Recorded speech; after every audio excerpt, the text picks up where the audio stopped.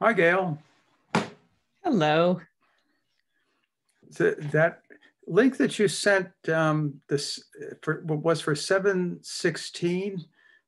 I was just looking at maybe I looked up an old email with the link in it.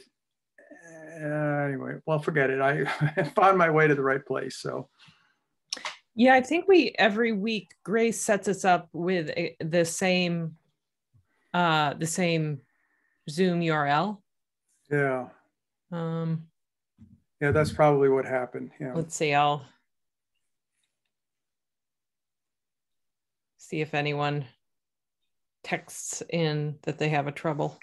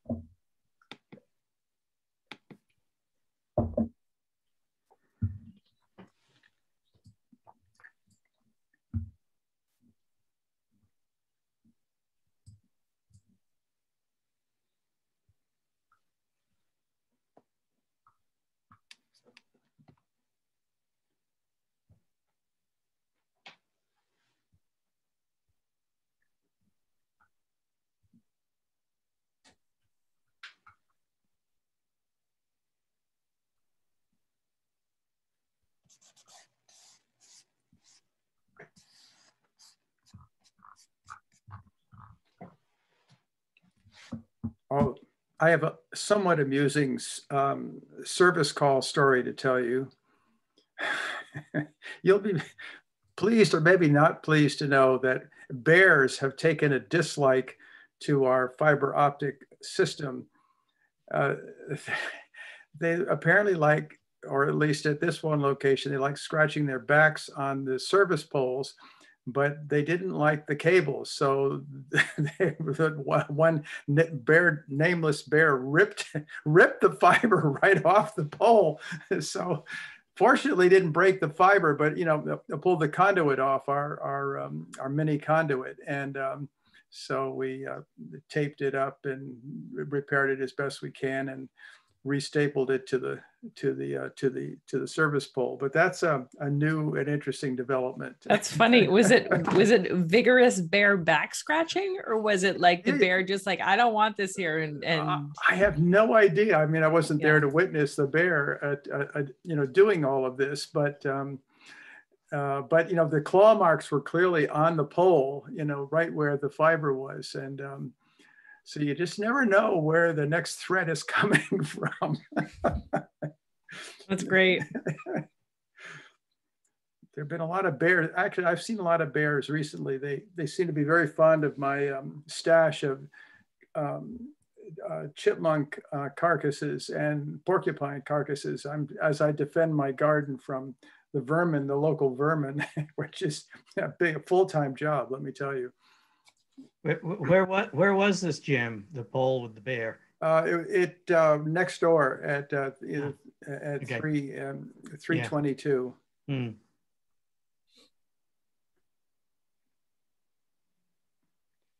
I just saw Crocker's email about the ONTs getting knocked out. Oh, yesterday, the email went out. It's like 4:21, so apparently just went out. Yesterday, I was driving out to Lake Wyola, and I saw a truck pulling into the town hall, and thought, wonder what they're up to. And then I out at Lake Wyola, I saw a tri-wire truck out there. So I don't think I've seen that email. It just came in. Just came in. All right. Well, I'll take a look for it. Yeah, it came from a discussion about 2 weeks ago that I had with Tim, because we've had just a couple of ONTs get knocked out from lightning strikes, and they didn't have surge protectors for them, and so he said, we should probably just send out a blanket message to everyone reminding them that your broadband equipment should be protected. So I readily agreed with that. I don't know if anyone's going to take action on it, but worth a try. So you said just 2? His email those are the only ones I know of. His email says an unusually high number of. Well, that's what I wonder if this of ONT issues. Of ONT issues. So it sounds like this has happened since this discussion you had, Gail. Yeah, well, it came about because of all of these summer storms, and so far I know 2 ONTs that have been clearly taken out by lightning strikes. And not including me, or including me? Oh, not even including Jim's, which was farther back. Jim, I expect you to have surge protection. I do have surge protection. I have a very nice AC line conditioner on my equipment, but the problem That's what I would have expected. Well, I run Ethernet cable, and Ethernet cable provides a wonderful antenna for when the lightning strike is in a tree that's next just a few feet away from your house and hits the foundation of the house and the electrical system. You pretty much are, everything electronic is cooked. So it did a lot of damage, including the ONT and the router both got toasted. Let alone the TV set and God knows FM tuner, antenna amplifiers, the works, everything went up. Wow. And everything went up, including my insurance bill, which which I put in a claim and they paid, but they're bound to get it back sooner rather than later. Oh gee. Yeah, insurance is just a loan. Yeah, boy, I just God. I asked my agent how many years is that penalty going to be on my bill, and he said, oh well, 3 years is usually they take it off after 3 years unless you have another claim. So anyway, I'll have to wait this one out.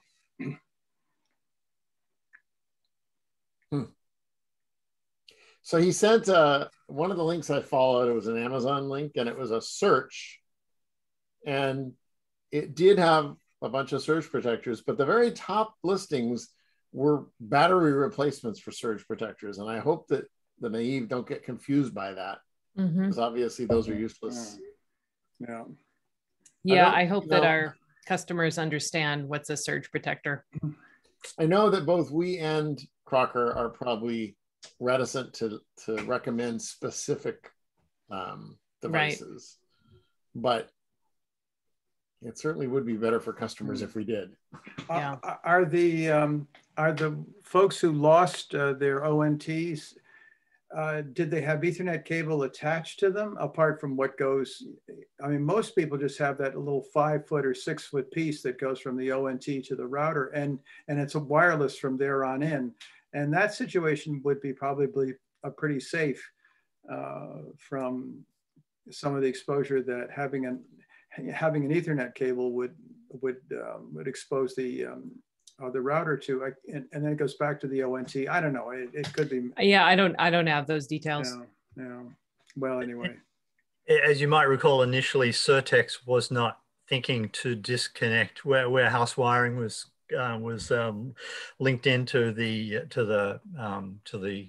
telephone, the analog telephone. You might recall they were not bothering to disconnect them at the Verizon lines, which now they did maybe 50 houses before we called them on that. But yeah, I forgot about the POTS line and the damage that must have. I mean, yeah, with the house wiring. That probably is what toasted my ONT and probably everyone else's too, because that wires are just running all over the house, and if the strike is near enough, that surge, it can, a nice inductive pickup. Yeah. All right, let's get started. Let's approve the previous meeting minutes. So I need some MLP members, which I am no longer a part of, to make this motion and move that forward. We accept the minutes of whatever the date was. June 16th. The June minutes as amended. As amended. Craig, you just sent out a very recent. No. Oh, I sent out some. Yes, I sent out a last minute update. Yeah. But Craig, you made some good points with we don't want to do. We really do have to have the discussion with Crocker, and we have to be able to go forward. So it has to be a premium business thing that really does cost premium to cover its costs, and we don't know what that is yet. Obviously, yeah. Right. If we even do it. So Jim, do you have Craig's? Yeah, I have Gail and Craig's most recent updates. Yeah, I only sent one, so that's good. Yeah. So okay, so I have moved. I second as they were amended. All in favor? Aye. Great. All right. Next thing we need to talk about is do we need a board chairperson? Normally, the role of the chairperson is to run the meetings. Unlike other town committees, we have me, who's the manager, who typically does that. So I don't think that we need the other roles as like the recording secretary and treasurer of like kind of like formal roles on our MLP board. My thought on that is that it just adds more paperwork and tracking to have distinguished roles that we don't really need. I don't know if kind of legally or procedurally we have to have a chair. All committees I know of have one, but the reason they have one is for running the meetings, which we don't need. I mean, unless I'm out of pocket or something. So, any thoughts on that? Yeah, I mean, there are other committees that have staff people, and for instance, the select board has the town administrator at the meetings who has a lot of information, but the select board still elects a chair who does run the meeting. Board of Assessors, you know, we have a staff person, but we also had a chair. You know, there were times when the administrative assessor would just run the meeting because, you know, he knew everything that was going on, but officially it was the chair of the board that was running the meeting. So I think Gail points out correctly in this case that she is the logical one to run the meeting because she knows more than any of us. And that's perfectly fine with me. There is also, you know, there may be a legal issue. I just found what Grace gave me when I signed up for the to run for the office, and I just dug this out a few minutes ago. I will go through it and see if it addresses that issue. Yeah, we could look at it a little more closely on that basis. I agree. You run meetings very, very well, Gail. Yeah, it may be that we need to have, or it may be that it's much more standard for a board, even when someone else, a manager or whatever, runs meetings. I suspect that some chairs of boards don't always run meetings, but you know, we could, if it is so standard that a board has to have a chair and a chair has to be a member of a board, then I would suggest we rotated every year through the three members, and then we do have we do have a chair if we have to have one for purposes of organization. Yeah, do you know, Craig? No, I don't know. My recommendation is that we just pick one of you as the chair, and then you delegate your leading the meeting to Gail. Yeah. Right. And that way, legally, we've got a non-employee person running, a member of the board running the thing, but they're delegating that to Gail. Yeah, I'm good with that because as I'm thinking more about it, you know, Gail now is the employee, well, the town employee, but who right. to this board. As Gail, we've all discussed, well, you haven't signed on for life here. If you were to move along, no. Good. That's another good point, Steve, for continuity. And hire a new person. That person, the board might not necessarily want to immediately be running the meetings. Sure. And so to have one person who was the lead person, I think it would be good to have that in place. Great. Which one of you three want to do it? Or I should probably say two, because I think it's unreasonable to ask Jim to, I don't know, run a meeting and also take notes. But I guess if the, if it's going to be just kind of acting chair delegating, maybe that doesn't matter. And any of you feel called to take that role? Gail, would you accept the role of delegated to run the meetings just because you do it well and you're the yeah, for sure. This is just a figurehead appointment of one of you taking the name of the chair, but you don't actually have to do anything about it. Well, it's a figurehead. It's like the Queen of England, Yeah. Not that. Jim, I think you can stop taking notes here. This is just. Jim, do you have any thoughts particular to yourself? All right. Well.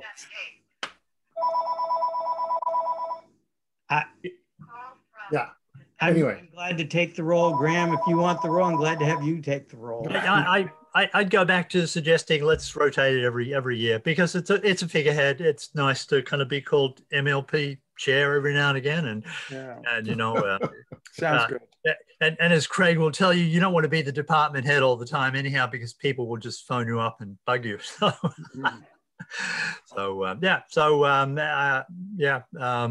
Let's do it alphabetically on first names or last names. Who's up first? G, J, S on first names. That would make me for the first year, or last names would be S, S. Oh, that doesn't sound very. I'll be chair for the first year. All right. I self-nominate. Anyone want to vote for me? Yeah, Okay. I think somebody else should nominate you, Graham. Well, that's self-nomination. Does anyone want to nominate me, please? I will nominate Graham. I'll second. Thank you, Steve. Thank you. All in favor of electing Graham as the acting chair. I recuse. Note that Excellent. I recuse. All right, I will make a note of that. Thank you. As my first act, I would ask the manager of our board to continue in her wonderful management of our meetings. I accept. Thank Very you. good. Okay. All right. Let me just mention one other thing. Graham, you had suggested that we have a treasurer and a recording secretary. And I just want to say, I don't actually think it's maybe would be even appropriate for us to have a treasurer, because we're not an independent financial organization. All our funds are actually town funds. The checks, the revenue checks from Crocker are made out to the treasurer, town of Shutesbury. They're deposited in the town's regular checking account. It's just a line item on the town's budget. That money is encumbered for the MLP. And the bills, when I submit the bills for payment, it's the town treasurer that pays the bills out of the town checking account. So I agree. I have used the term MLP finance manager occasionally, informally, mostly for external purposes. If I'm like contacting Crocker's finance person, I want to let them know that, I've got legitimate reason for asking for some information, but I don't think we need a formal title. Okay. If you ever think you need a title of anything that makes it functionally helpful, then we would empower you to call yourself it, whatever. And yeah, I mean, I think that's fine. We could even make it formal. And Jim can be the recording secretary.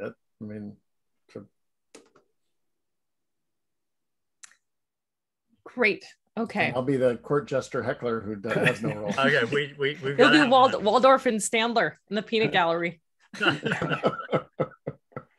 I'm happy to be here. Well, I would suggest, Jim, that the terms are 1st of July to 31st of whatever June's got number of days. And then don't make him the finance manager. Right. Yeah. All right, Graham, anything to report from the good old hut? The good old hut was bouncing along when I changed over the HVAC system, and there were no critters on the floors, probably because you swept it last there, Gail. And I did notice that as I looked at the log for entry, that Crocker, Tim Otto, was in there on Friday at about 5:30 p.m. till 6:30 p.m. So I actually had to do something. I don't know. I'm up on Lake Champlain. I'm looking out this window here. But I assume that there was no outages on last Friday, were there? Nothing? Nope. Okay, so some odd routine for Friday evening. There weren't too many repairs for the month, about 5. Tree limbs on, according to the Crocker report, tree limbs knocked down a few things, and a mouse chewed something and had to be replaced. And of the, I made a note of the 51 trouble tickets or help tickets. There were 22 of them were from the Crown Castle / Crocker outage. So that's 30 help tickets. Some of those tickets are, as we know, were just questions about things. So, it was a pretty average month, I think, for problems from Crocker's perspective and from therefore our perspective. Nothing else remarkable to report. Great.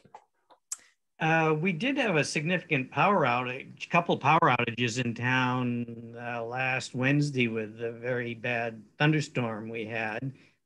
Internet kept running, so.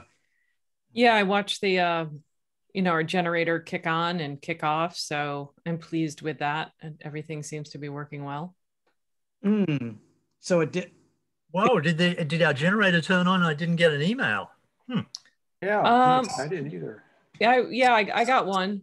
Wow. I didn't track what day it was on, but because I checked National Grid's website, and the outages there was one up on Wendell Road, and then we lost power. It was West Pelham Road was knocked out, and Pelham Hill Road. I didn't see that the center of town was impacted, so. Yeah, I remember seeing one come through. Jim, do you remember it? Maybe I'm thinking of just the exercise notification. It's weekly exercise. Jim, do you remember one coming through? I thought there's more than usual notifications from the generator. Well, I didn't see any notifications coming through. But I might have accidentally overlooked it. Because there are those reports that come on every Wednesday, and so I don't really study those too closely. Yeah, I unfortunately, because we get a notification every time it comes through, I become kind of blind to them. I'm like, oh yeah, it's the weekly notification, but all right. And the storm was on Wednesday. Yeah, so it's extra confusing. Okay. Yeah. All right. Well, Southern Shutesbury got knocked out, and Steve will infer, but we didn't lose power up here, although there was a strike less than 500 feet from my house, which blew the circuit breakers on my neighbor's pole, both down on Loxpond Road and up by the house. Wow. Yet their ONT and their router survived, and also everything in the house. How that happened is I have no idea, because usually when you get a strike that that pops the breakers on the poles, especially at both ends of a 9-pole run, you would think that there would be some serious damage, but there wasn't. So I don't know. But it was a hell of a storm because I had everything. I was running around unplugging everything after the experience I had in June, and it's a miracle I didn't get hit again. We had hail here. Yeah, that's. Given that we were going away for 10 days, I unplugged a few things like TV sets. Yeah, good idea. Yeah, including the Cat 6 cable to things. Mm. All right. Other things going on is I'm still exploring our backhaul options with Crocker. It's going to take a little while for them to pull together all of our options. So I've asked them to put together kind of a matrix of all of our different options for that. The costs involved, any contract terms, one-time or ongoing costs, plus diagrams of the network paths, so that we can figure out vulnerabilities in them. Mm-hmm. I know I don't have a good understanding of kind of how the backhaul feeds fit into our network. So I will get that as part of our decision-making information for how we're going to deal with this backhaul in the either currently or with our next contract. Gail, I remember you were concerned that the MBI circuit and the Crown Castle circuit going to Springfield and landing at the Crocker room, that was a vulnerability in itself. And just out of interest, that's not a vulnerability if Crocker has a backup that is not Crown Castle for them running their own equipment. And so just, there might be a better arrangement that they propose, but that's not catastrophically bad if their equipment is properly, set up to handle it. Crown Castle could go down. If they've got an MBI circuit for us, it should still be able to work. Right. The problem with that was that Crocker's backup was also Crown Castle. So when they went out, they couldn't interact with it at all. Yeah. No, they needed different. They were. I think you said they knew they had a vulnerability. They got to do something about that vulnerability, obviously now. So. Yep. All right. Financial report, Steve. Okay. This month's financial report is going to show some of the demonstrate some of the curious nature of the enterprise fund accounting. So is right now our FY22 balance is negative because I've paid some bills this month and we have had no revenue since the start of the fiscal year, which is July 1st. But it's not a problem because town meeting voted us a budget of $473,400 for FY22. So that total amount is available to us to spend as of July 1st. So the town just pays our bills. We're running in the red, but it doesn't matter. Related to that is our retained earnings for FY21 are now approximately $201,000. Gail Weiss is still fine-tuning some things. She's going to credit a few $100s more of interest to it, so I don't have the exact figure. And one of the reasons that the retained earning is particularly high for FY21 is because we had 13 monthly payments from Crocker included in it. Due to the conversion from the electronic fund transfers from Crocker, from their previously just mailing us a check, it meant that there was a credit was made on June 28th, 2021, just before the close of the fiscal year on June 30th. And if that had been mailed, it wouldn't have gotten deposited until into July. So as a 1 year thing, we've got this higher balance. So the retained earnings there of over $200,000 means that a year from now, I'll back up. The it's going to be a payment will be made on the ban, the loan this August, and after that payment's made, the balance on that loan will be $127,000. So we clearly can pay that off a year from now because we'll have. Yep. Thank you, Gail. Sure thing. So yeah, this is the payment due August 20th of this year. My computer's gone unstable. I'll probably have to turn it off and join you again. Okay. Okay. Yeah. Means we'll have the balance there of 127,000. And with already we've got over $200,000 in retained earnings that can be put against that a year from this coming August. Yeah, so I love these numbers. I love that our short-term borrowing is going to go away next year. Yeah. It's wonderful. Yeah. And we'll have over $70,000 that we can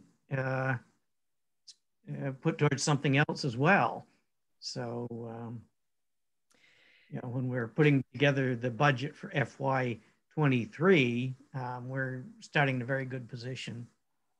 Yeah, I wondering if that excess we could put it away in a rainy day maintenance fund.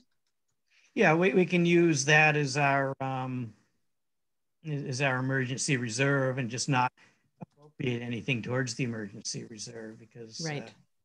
Yeah. Having excess funds is a wonderful problem to have. So we'll keep that up. Yeah. Great. Okay, other things.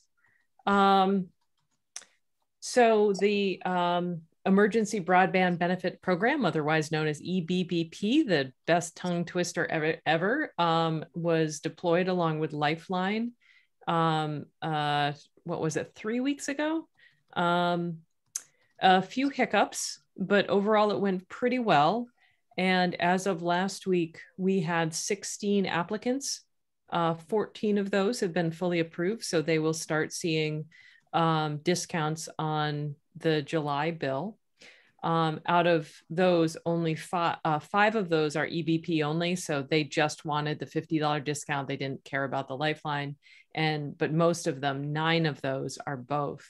Of the remaining 2, one of them had just applied, so it wasn't approved, and the other's application was having some issues, but Crocker is helping them with that.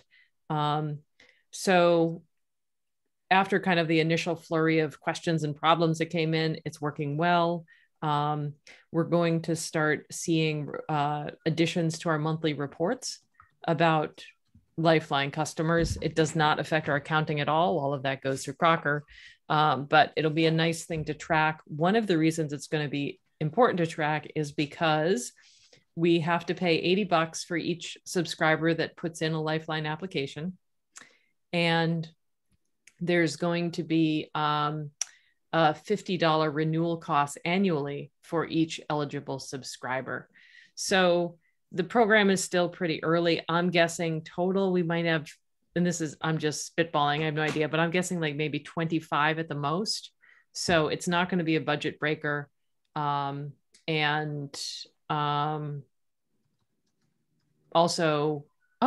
I forgot, because of the CAF2 funding that is all kind of tied up in this, we had to offer the Lifeline services as an order to be eligible for the census block of that CAF funding.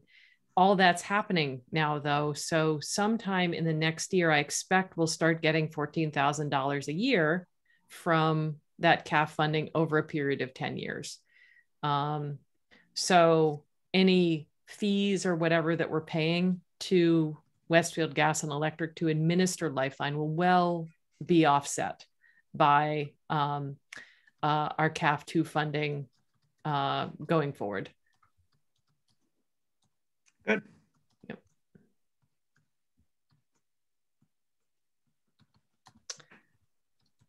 All right, Steve, I think it was you who had asked to talk about thinking about some thank yous for our departing members. A card, a gift, an email. No, it wasn't me. It's Okay. a perfectly good idea, but okay, I can't remember who suggested that. Maybe it might was. Have been Graham. Oh no, Graham's in. I'm sorry, Graham's in our waiting room. I've neglected him. Oh no, hold on.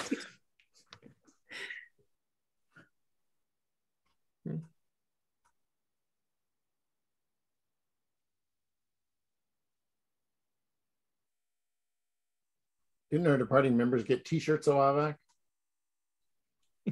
Yeah, I'm so sorry, Graham. I neglected to let you in from the waiting room. I didn't even know you were there. That's okay. It's silly Dell. As Steve will agree, Dell laptops are absolutely. It's my last laptop from Dell. They go unstable in odd ways.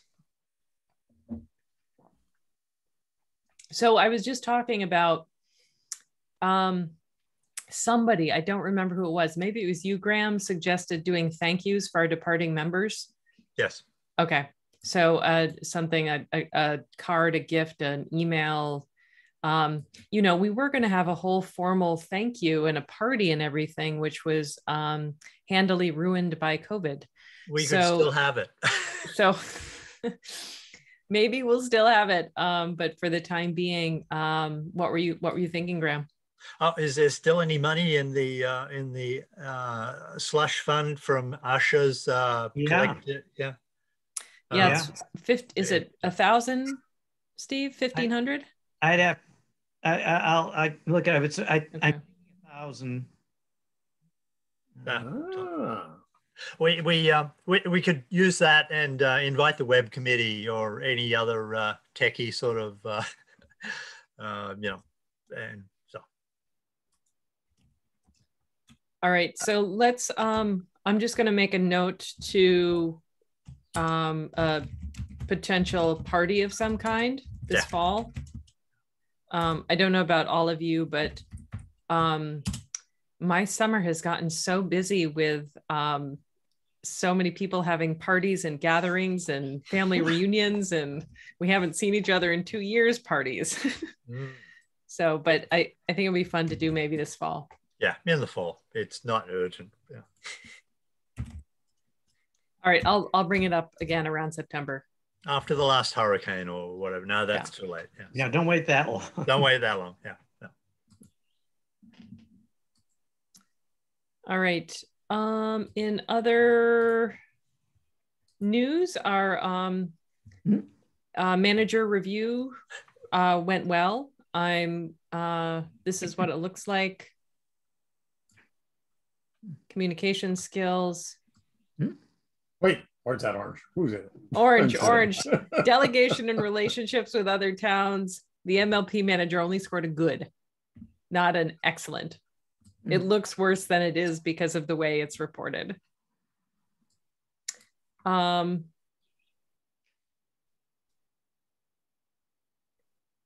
Everyone feels like they're getting enough information as a member, which is great. This is something we talked about a little bit last time about consider whether there's a need or not to recruit new broadband committee members. So we're not going to do it for now because we still have Craig in the bullpen just in case, but going forward, it's something we really should keep an eye on to make sure that we can keep an MLP board of 3 full. I don't want to out anyone as their of doing this, but I didn't quite understand this comment of an area of an improvement for us as an organization as a whole. I'm not sure if does anybody understand what the comment is saying here?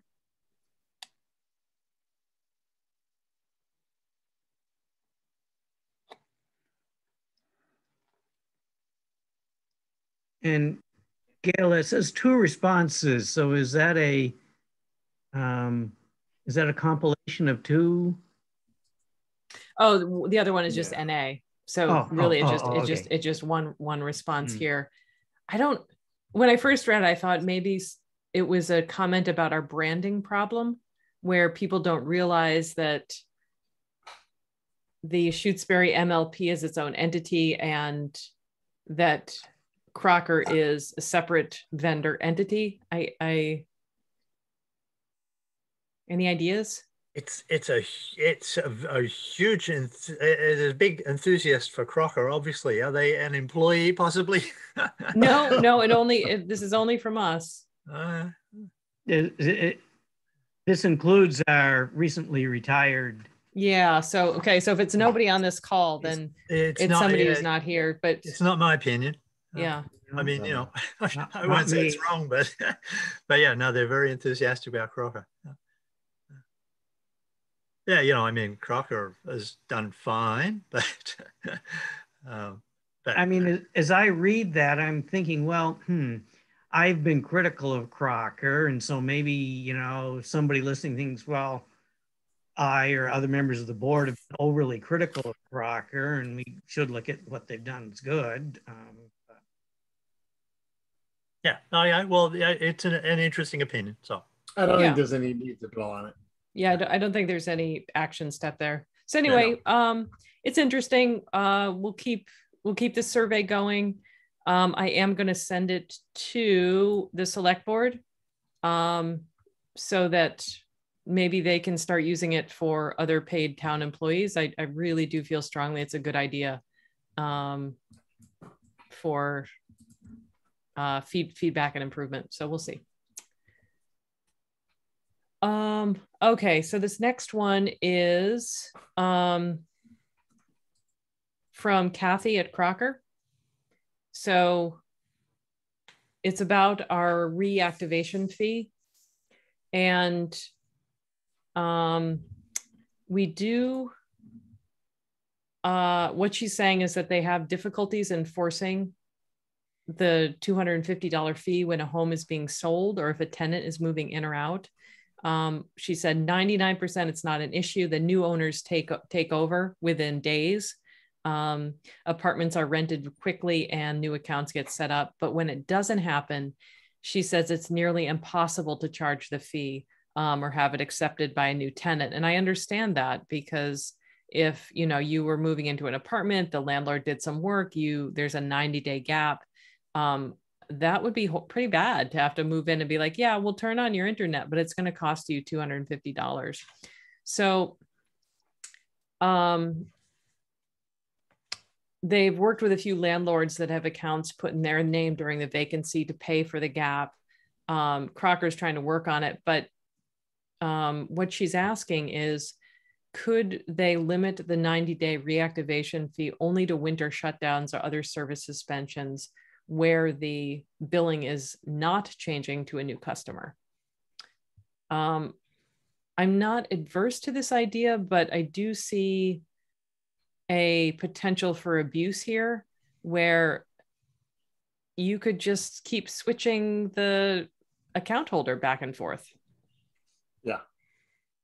Yeah. We also have to be careful that we're consistent in our policies, and I don't know if changing address is a reasonable reason to, I don't know, maybe it is. Yeah, to recap, there's been 80 homes who have used the seasonal shutoff since fall 2019. So it's kind of a lot. Yeah. I'm a little bit reluctant, just, I agree with you, Craig, that there's no way that we can enforce a consistent policy here of, if we say yes to Crocker, it's kind of up to them of like, well, you decide when it's a landlord tenant or host or home sale situation and when it's not. Like, it's kind of up to you. The other thing we could do is say, go ahead and change it. And if people take advantage of it by going through the trouble of switching the account back and forth, they can do that. It does cost them $49 every time that there's a customer change. So, if like a husband and wife are switching back and forth, they would have to do that. So it's a little bit of a curb there for it. So when she says it's hard to enforce, I don't know what that means. Does that mean the customers just say, all right, I won't take internet? Because she can enforce it. She can just say, I'm sorry, we're not turning we're not doing it. We're not doing it. I mean, that's easy to enforce. Yeah, she just says when it does when it does happen for a renter, tenant, or new homeowner, it's impossible to charge the fee or have it accepted by the new owner or tenant. So I read that to mean that there's just a ton of pushback, and they just kind of throw up their hands and say, fine, you don't have to pay it. Yeah, that's different than impossible. That's different than impossible. Yeah. It's very possible to enforce this. It's just that they end up taking a lot of grief. I understand. I've been concerned about that $250 fee for some time. We talked about this maybe a year or so ago, and I didn't like the way it was, we had it set up, but I did feel that the seasonal shutdown was a good policy to have in there. It did take care of most of it, but to me, the idea that, you know, a tenant moves into a property, says, you know, they've heard that, wow, Shutesbury's got this great broadband, and they move in, they're going to be here a year, and then they find, you know, they're getting socked a $250 fee. It might just be a deal breaker for them. They really aren't going to pay $250 on top of the regular fee, because, you know, the place is sat empty and the landlord didn't continue the service. I mean, there was a case where a landlord did pay it and then said, from now on, if a tenant moves out, he'll keep the service in his name and include the service price and the rent. And, you know, to encourage that, that's good. But in a case where that hasn't happened, I guess I don't like to see us denying somebody service, because they're going to have, you know, they can't, or just it's just not feasible for them to pay the. But if we change the policy, then the landlords who are currently floating it will not, and then we're going to lose income. Yeah. So my recommendation is to tell Crocker to say, tell the customer, look, your landlord didn't pay internet for the past 3 months, and it's the policy that when that happens, this happens. In other words, go talk to your landlord about it. It's not our mistake. Yeah, I think that's the tenant can push back against landlords, and I think while Kathy might feel bad about it, that, you know, it's like, it's good internet service, and we've got our policies for good reasons. So. I mean, the question we have to ask ourselves is, if we were to be completely lax, and apparently Wired West is going in this direction, that says you can turn on and off whenever you want and there's no charges, what kind of revenue do we think we're going to lose if we do that? That's the... Yeah, we could do some quick back of the envelope estimations there. So there's 80 homes that have used a seasonal shutoff since fall 2019. So that's like a year and a half. So 80 times time, we'll just say our $50 MLP fee times, we'll say 5 months to be conservative, of, you know, a 5 month setup or turn off there. So that's 50 times 50, sorry, 20,000. Okay, and it's a little worse than that, because because there would be more than 80 if there was no penalty for shutting off. Yeah, I really question that 80 figure, because I see the bills every month, and you can it's very easy to see who is paying that the seasonal shutoff, because it's a $45 a month revenue to us instead of 52. And I sometimes even sort the revenue by the amount. And right now it's like, you know, it's just a handful, 4 or 5 maybe maximum, because this is the in season. But through the winter, I don't think I've ever seen more than 10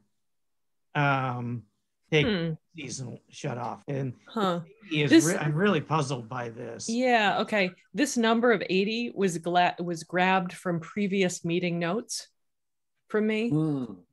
So it was not a recent calculation. I I wonder if that's 80 months of seasonal shutoffs, not 80 homes since fall 2019. So, Steve, would you be willing to do a deep dive on this?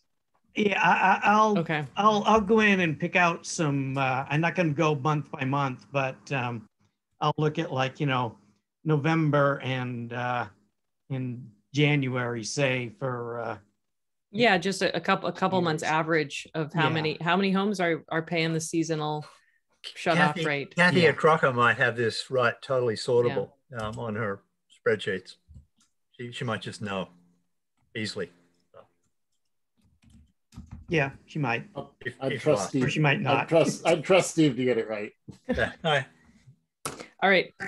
We'll table this, wait for information, and revisit next month. I think you're right, Steve. I see the connects and disconnects on the ticket, on the the support ticket things, and the numbers wouldn't be 80 in a season. So, if it's a small number, then I think we should just say, all right, fine. Let's just waive the whole thing. What small is, I don't know. Yeah. 20,000 wouldn't be small. 20,000 is not small. No, that would concern me. But whatever the number is, we might want to figure that it might double if suddenly there was no penalty for shutting off. It might. Right. I would take advantage, I'm sure. Thrifty people would do it. Yeah, there's don't forget the middle way here. We could do things like reduce the $250 fee to something like $150. So that's another option here. If we find out it we still want to curb it, but not be quite so harsh with it. Yep. I think that could be fun. Yeah. All right. Moving along to another policy question. So we had talked about last meeting about the fact that sometimes when a new home needs an installation, this all came up as a result of the Habitat for Humanity home, where they had a port and it was ready to go. We had planned for that as a building lot. Everything was good, except they didn't have fiber spliced in. So in order to get them up and running, there's an additional cost for that.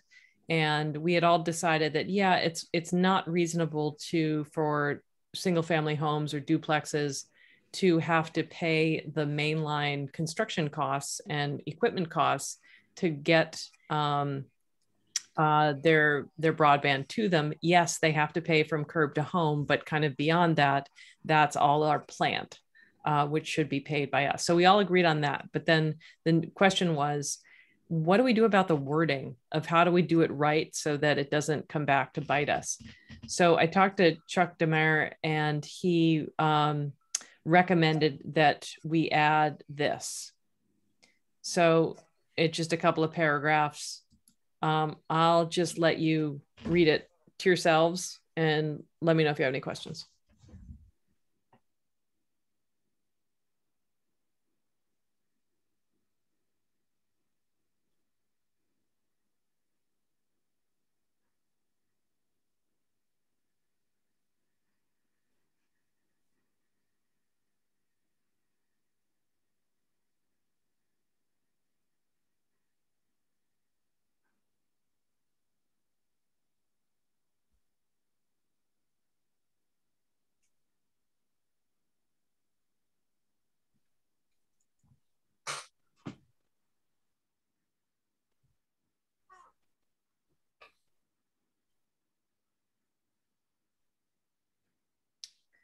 So the part that Chuck advised on, giving the disclaimer that he's not our lawyer and was only advising as a accessory friend to our board, was that we needed to tie this in to the land use boards for the town, that just by kind of overlaying their policies against ours, that we would protect ourselves for future development. Gail, I've read this and I don't understand the final, the second paragraph there, the final in it, just what a reference is. Got it. So this paragraph right here is talking about, here's what we pay for single family duplexes and accessory apartments. Basically, we'll take care of it. You don't have to pay it. So this one is any more robust development that's not that. So my confusion is the final phrase in that rather lengthy sentence, the as decided. This will be paid by the developer as decided by the various land use boards for the town and the MLP board. Well, what is decided? So my understanding is that if a developer says, I want to put a 12 home subdivision off of Wendell Road, they have to go to all these different boards and request variances and exemptions, or I don't know exactly what. And then it gets negotiated that, well, you're going to have to pay to put the street in. You're going to have to pay to do this. You're going to have to pay to do that. And so we would be a part of that and presumably advise these boards and say, yes, and tell them they need to put in all the internet infrastructure as a part of that as well. Correct. Does that sound right?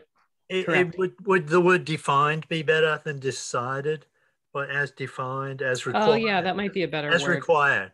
Yeah. Required. I think required is good. Yeah. I mean, okay. I mean, yeah, it's a little fuzzy because in principle, the zoning board could say, yeah, you don't have to pay for the internet. But I doubt they will. They're going to come and consult. They're going to come and consult with us, and we're going to say, look, this is peanuts, and you're already making them put in streets and everything else.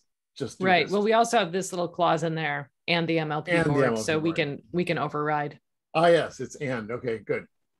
Yeah, so I think I'm okay with it. I would add in the first paragraph something about that all of that, the entitlement is for a primary service, a broadband service, so that for a single dwelling that wanted the second and third because of home businesses or whatever, we don't want to make it sound like we will upgrade their MST out on the street and splice everything down the road for a second and third fiber, which they might want, and we wouldn't want to. Yeah. So there you go. To bring primary fiber connection. Yeah. So it just hedges our obligation to one per. Yeah, that sounds great. Okay. Thank you. Does anybody want a woodchuck? No. I just found one burrowing outside. A pet? Are you offering a pet? Oh dear. Put your ONT on him and wait for a lightning storm. All right. All right. So if I could have a MLP board member make a motion to accept that, and then we'll vote to take this on as policy. So move. I propose we accept that wording. I so propose. Great. Anyone second? Okay, I moved, but I'll second. Oh, sorry. So that got lost. All right, all in favor? Aye. Great.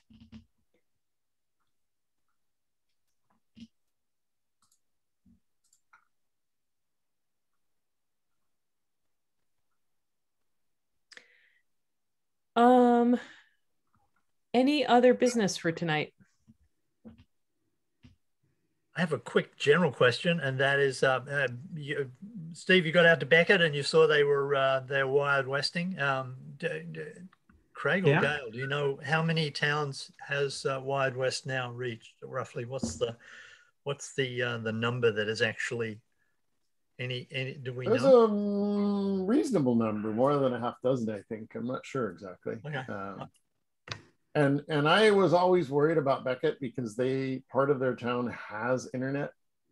And I was worried that they would be a drag on Wired West if they had a low take rate, but apparently they're at 58% right now. Oh. And I think they're moderately dense. They have a large population, so they may be profitable at 58. I don't know, and that's good. they may have a significant issue with vacation because there are a lot of summer homes there. They were very big on pushing to have no reconnect fees for vacation homes. Wow.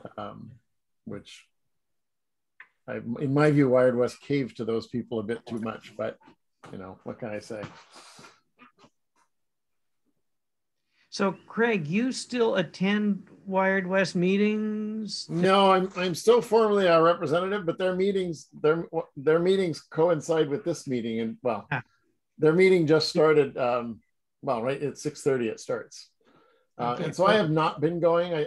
I probably should jump in every now and then, but I do get all the minutes and all everything, and if there's anything interesting, I forward it to somebody who I think might find it interesting. And at least you don't have to drive hundreds of miles anymore. Well, yeah. Well, and for that reason, I probably should be going to some of these, right? I have an excuse if I have to drive 45 minutes or an hour. But the town of Shutesbury, we discontinued our membership. Yeah, no. We don't pay the money, right? Correct. We're not paying the $1,000 anymore? Correct. No. Oh, all right. Well, then maybe I'm not an official member anymore, but I'm still on their mailing list. You're in bad standing. You're in bad standing now, or we're in bad standing. They talk to me when I send them emails, so nobody's mad. Nobody's mad at us from what I can tell. No, we still have a relationship with them. Like, you know, there's interchange between Jim Draw and Steve about information about using Verizon as a backhaul provider, and we're definitely going to be pulling them in further conversations, because I do think that there is some opportunity to share in our redundant backhaul going forward. I know it's a hot topic for Wired West. And so I will keep you all posted about some of the possibilities and configurations that can take. We're paying for 10 gigs right now. That's $3,500 a month to Crown Castle, and we're using 3. 7 is just sitting there. It's really sad. And I know that other towns are paying a per gig cost because they're not big enough to buy in bulk. You know, Beckett probably is, but towns like Wendell and New Salem have to buy by the gig, which is much more expensive than the bulk package that we get. But Wendell and New Salem, I assume, are getting their backhaul from MBI. Correct. What's this? What's the new management company for their line? I forget what they're called. Yeah, something X. Yeah. But and that, Gail, the figure you gave, that's our total backhaul cost. The 10 gig with Crown Castle is $2,600 a month. So yeah. It's 20. No, it's no, that's our total backhaul is $2,600. Yeah. If you'll remember, the actual cost of Crown Castle is $3,500, but we only pay half of that because there was a contract mistake that Matthew owned, and so they're footing half of that bill for us. So we're getting a great deal on our 10 gig. So that'll go up a bit when that cost will go up. Maybe. Yeah, I mean, the costs are already coming down. There might be a better deal from Verizon coming in. So I mean, what I'd love to see is some kind of arrangement where we as Shutesbury, no, not even we as Shutesbury, the Crocker buys a chunk of backhaul and then resells it around to benefit everybody. I don't know how that can work if Crocker's not the ISP for everyone. In the past, we had talked about it and they had said, well, no, it can't work. But I've had more recent conversations with Tim Otto saying, no, there actually is ways that you can do this, as long as there's agreements between the network operators of how everything works. Again, technical stuff above my pay grade of how that works, but there is some ways that it could work. So I'll send around information as soon as I get it. I imagine that when we get the kind of the backhaul matrix choice data for how we're going to do that, that we can include some of these options in that. I've been in touch with Ray DiDonato in Wendell, and he's very interested in figuring out some way to share our backhaul. Mm-hmm. And did we hear somewhere Crown Castle's prices are coming down as well? Yes. Yes. Everybody's prices are coming down. Right, Verizon's, Crown Castle. It's great. So it's not bad. The future doesn't look bad on that score. Yeah. And our usage hasn't been going up. It's stayed pretty solid at. Is MBI making any effort to reduce their? No. No. But if enough places start jumping ship, maybe they will. Yes, that would be pressure, wouldn't it? Yeah. So have you guys been following what's going on to the west of us? MBI is looking at sort of repairing some of the bad designs they did, sort of. Do you guys know about that at all? Pressuring, they're pressuring for it, and we couldn't argue that it would be a bad thing for them to patch up, but it really sounded like what's her name, Carolyn Kirk, is it Kirk? Yeah, was saying that if a town doesn't have a different supplier, a data supplier, then a second circuit from MBI is something that should be paid for, just like we're paying for a second circuit. So there's the real issue will be, does MBI currently meet SLA standards that they should? It sounded like when that thing failed in Holyoke, was it? Did you say it was, Craig, that that MBI or whoever their Axia is now, that's the question, and that's a very and that's a data that's measurable, one of the things on just the descriptions, these circuit schematics of whatever our feeder backhaul circuits are, we want to have good details on that, because if it's, say, in anywhere in town on 144 fiber or 288 fiber, if such a cable gets broken, we want to be able to tell them, by the way, fix this 24, before you fix anything else, because if they just start at number one, and we end up and the main circuits or the backhaul circuits are the important circuits to us for the wide area network are up in the high numbers then. So we got to have that sketch in a detail, because it can take on 144 or 288, it can take 6 hours to get to the whole cable. So splice, if it's a splice repair, and so anyhow, and some splice repairs are too, at either end of a chop or a cut, so therefore it can be a long time. And if you have critical fibers, then you want to know what they are without having to go into the heart and work it out, all kind of like, scratching your head, and so just something that we need to have. The wide area network circuit not only has to be understood clearly by us, but we have to have it down to the detail of what pairs are we on. And those towns that run through ours, we also need to, for their benefit, we need to know what fibers, what particular fibers they're running on, so we can fix them first too. Just a general comment. Mm-hmm. And Gail, do you have still a monthly chat with Tim Otto? Weekly. Oh, a weekly, right? Weekly. Yeah. Do you want to throw that open to our board just for those occasions when, is it a Zoom or is it a phone call, or? Yeah, it's a Zoom. Yeah. I sometimes have thoughts and questions that Tim Otto, if you want to just announce it to us maybe every when you get it? Is that possible?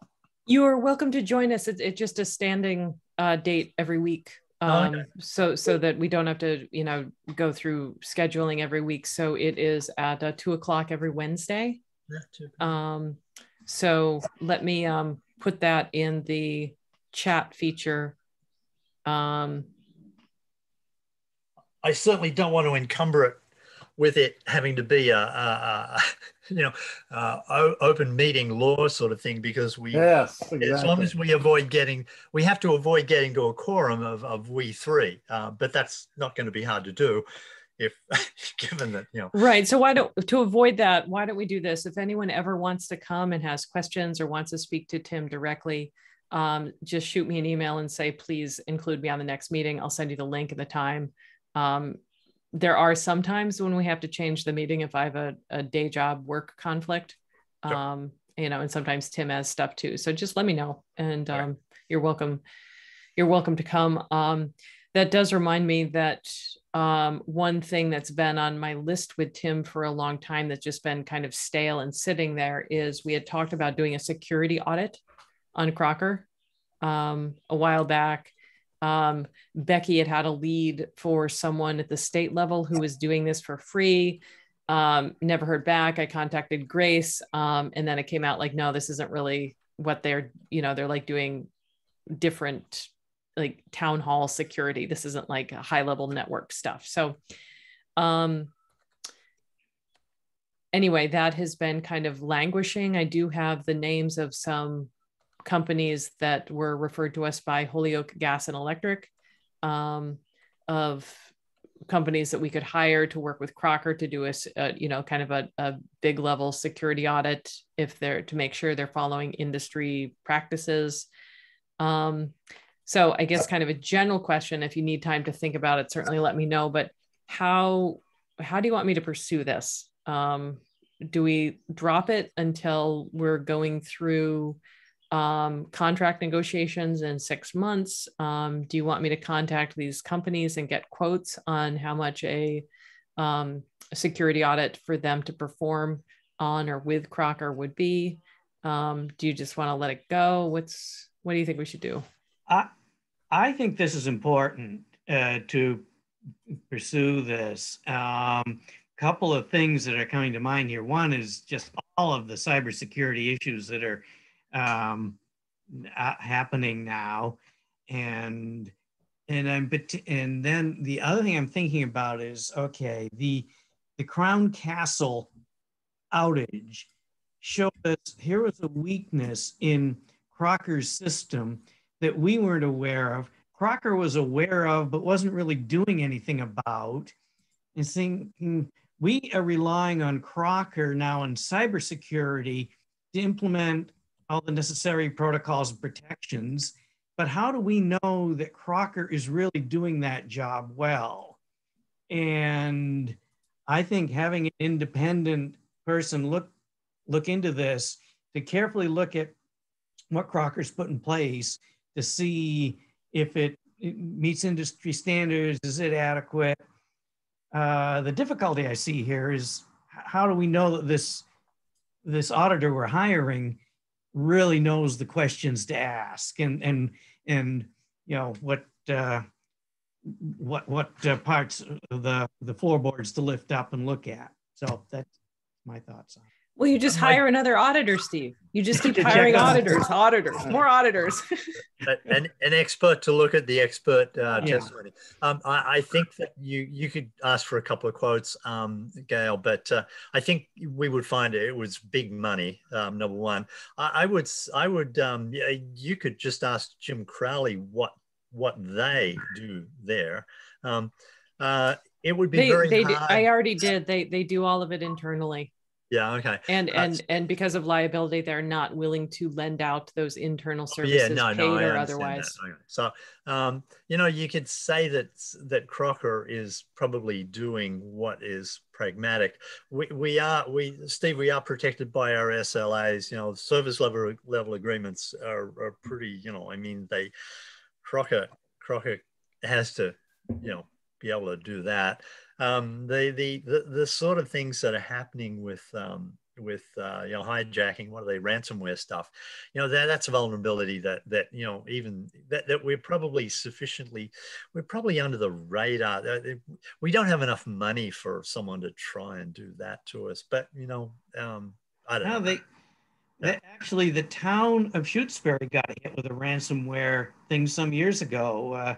I think it was Gail Weiss's computer wasn't protected, and they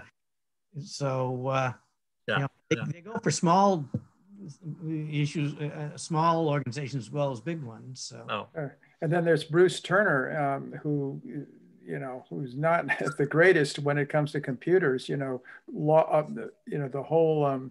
whole school network. Not Shutesbury School, but the